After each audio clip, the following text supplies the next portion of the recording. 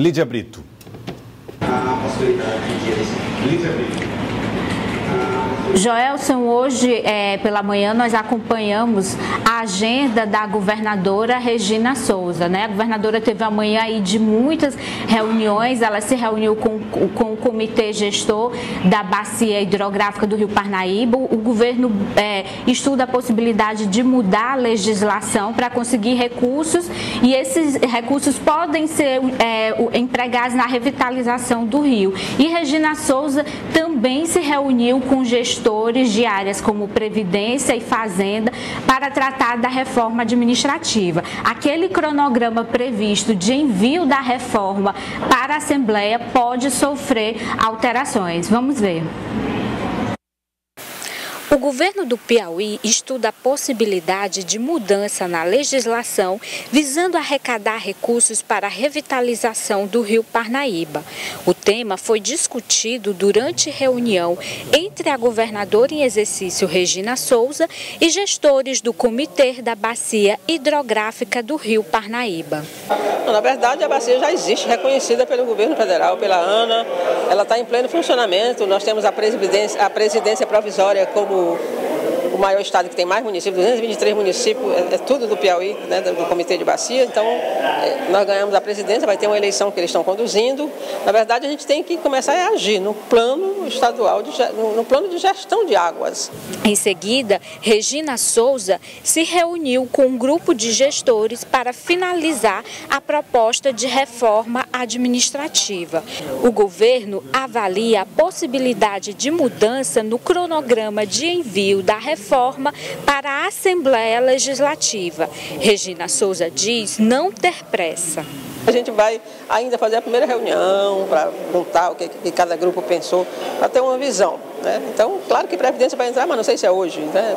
Mas a gente vai ter a primeira visão do que a gente pensou para o Estado, do que os grupos pensaram, e ainda vai ter outra reunião e mais outra, e certamente a deliberação final é o governador Wellington Dias que vai dizer, tá boa, aí a gente divulga. A governadora em exercício, Regina, chamou a equipe técnica para que a gente possa mostrar a ela em que pé está a preparação dos documentos que o governador enviará à Assembleia no início de fevereiro.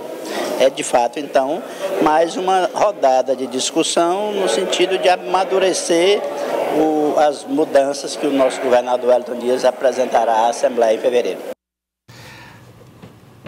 Tá aí, então, olha, primeira coisa, vamos falar dessa questão da navegabilidade do rio. Fernando Rocha, esse é um esforço que tem se feito para que o Rio Parnaíba possa voltar a ser navegável e ter aí a potência, né, econômica dessa região desenvolvida. A gente tem estudos desde o final dos anos 80 que apontam para a possibilidade de navegabilidade, com dois gargalos.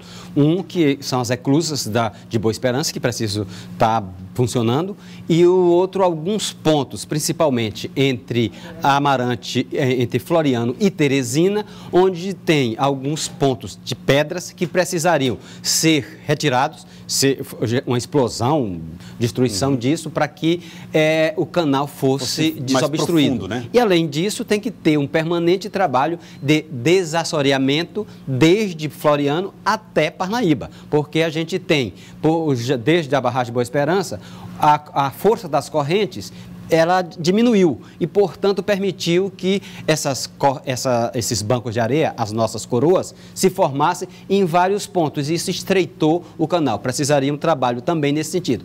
Mas isso tudo é tecnicamente solucionável. É preciso que haja decisão de investimento para que isso seja viabilizado. Nosso rio está raso. Está raso, exatamente. Tá raso. Lídia, reforma administrativa. Isso tem ocupado a cabeça da governadora em exercício, mas ela demonstra uma cautela sem pressa, né, Lídia Brito?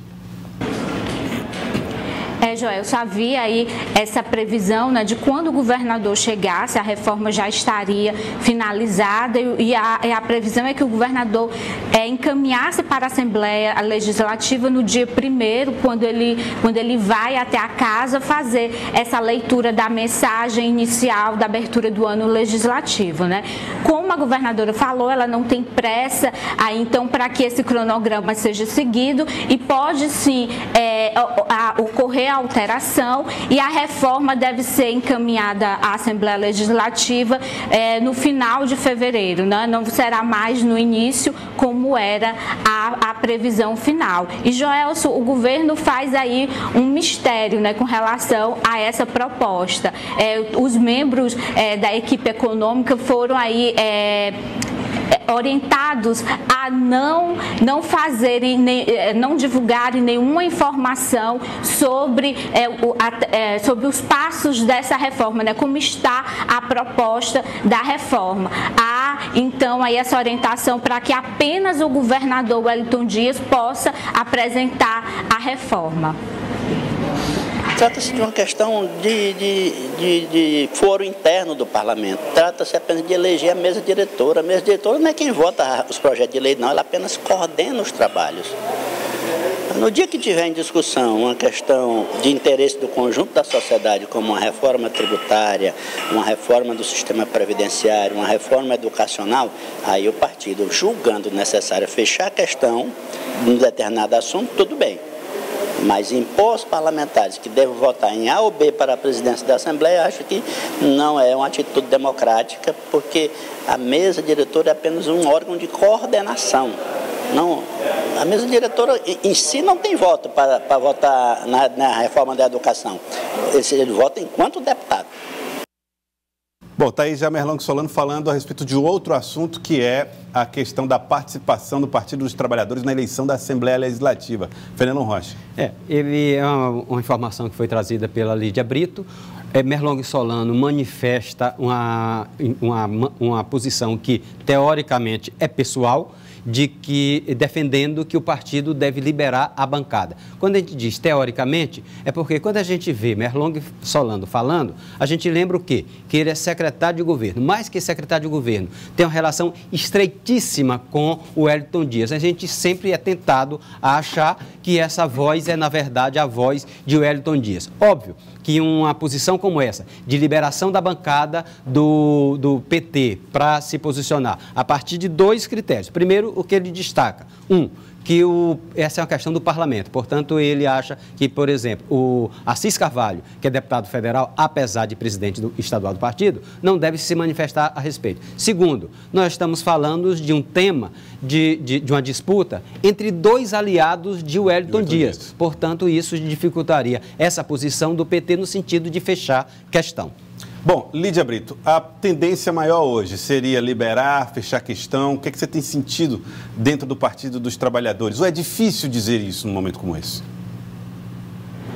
Joelson, há uma grande pressão aí para que o Partido dos Trabalhadores realmente libere a sua bancada, né? E como o Fenelon disse, a voz de Merlong, que é um petista histórico e com a ligação muito estreita com o governador Wellington Dias, é um peso a mais para quem defende essa ideia de que o partido deve realmente liberar a sua bancada, né? E para o Progressistas, isso é um balde de água fria, né? O PT, desde o início das negociações, contava aí com esse apoio, conta ainda, né? Tem essa esperança de ter esse apoio do Partido dos Trabalhadores, né?